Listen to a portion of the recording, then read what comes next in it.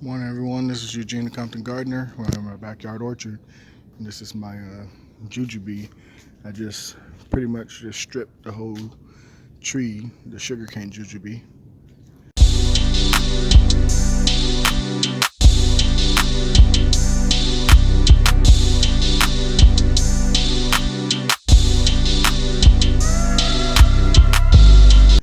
As you can see, there's a couple more in the top, but I just stripped all of the fruit because a lot of them were over ripening.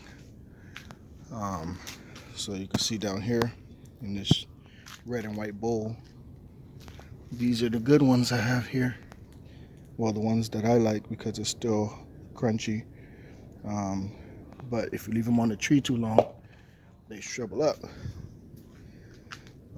But if you look down here, you'll see how much of them went bad. You have almost a full bucket over here of the ones that pruned up on me there. And it basically just gets like spongy, which I don't like the texture of that. So I put all of these in a bucket and get rid of.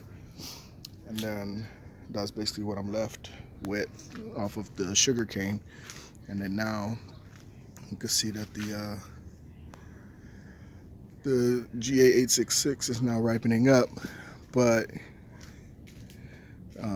because they're all exposed to the sun, sometimes they shrivel up as well like this. Or you'll see them, get rid of that, you'll see them brown on one side. When you flip them on the underbelly, still green, because that's the sun that's ripening them up. And no, I'm not gonna rotate them so that the sun can hit this side. We'll just wait to see which ones. See, these ones went bad as well. That one's pruned up.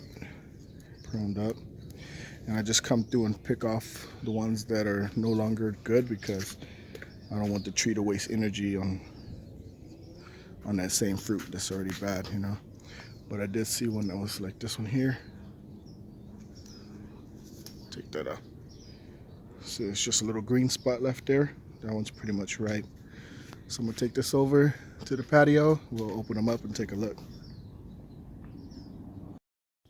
All right, so here we have the sugarcane jujube. You can see it's quite a bit there, and then we have the GA-866 right here.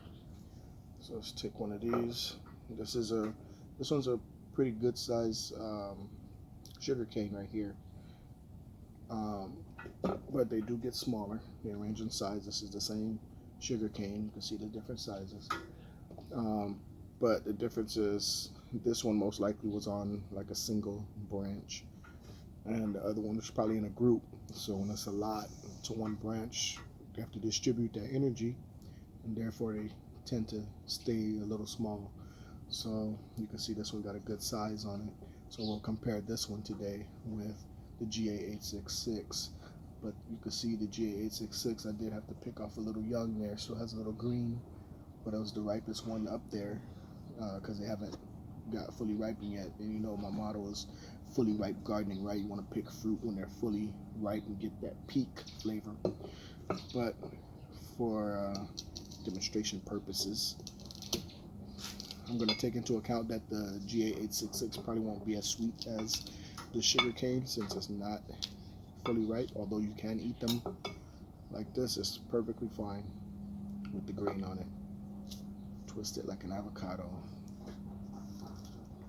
You can see, that's sweet. That's the seed. And we'll go ahead and open up the GA-866. This is how I like them when I hear that crunch. I like that crunch like an apple. I don't like them all pruned up and stuff. Go ahead and give you a little twist too. All right. Just trying to expose that seed for you there. You can see how the seed, kind of like the fruit, is elongated. Kind of go straight down. This one's a little more round there. Right. So stay with me. GA-866, sugarcane. I'm gonna go ahead and give this a little try here. I'm gonna start with the GA-866.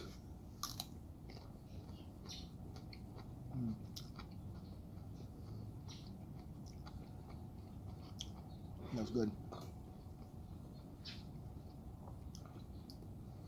Kind of like it's sweet, but subtle flavor.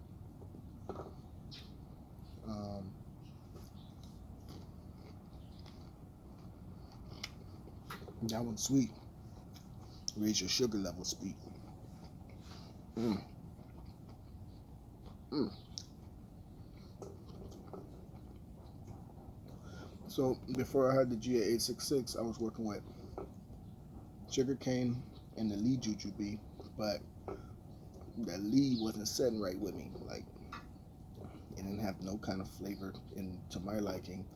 Some people say, oh, it gets sweeter, or I guess in different areas, regions, it's probably sweet.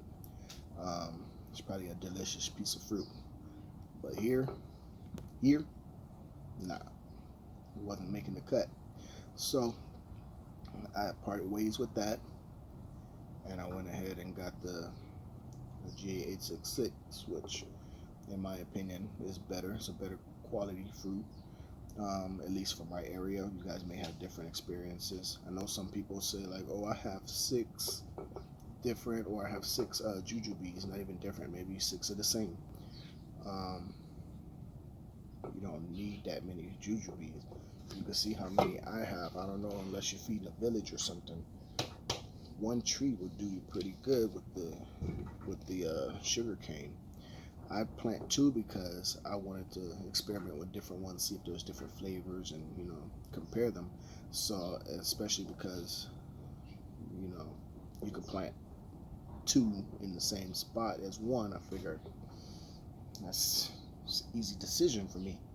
Get 2 of them, put it in the same spot, keep them nice and compact, which I'm going to do anyway, and just have my fruit like that. So you guys definitely don't have to just have 1.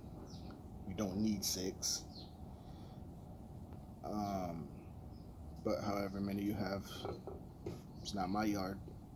I would just prefer to plant different stuff than to plant 6 of the same fruit. I mean, just the way I think.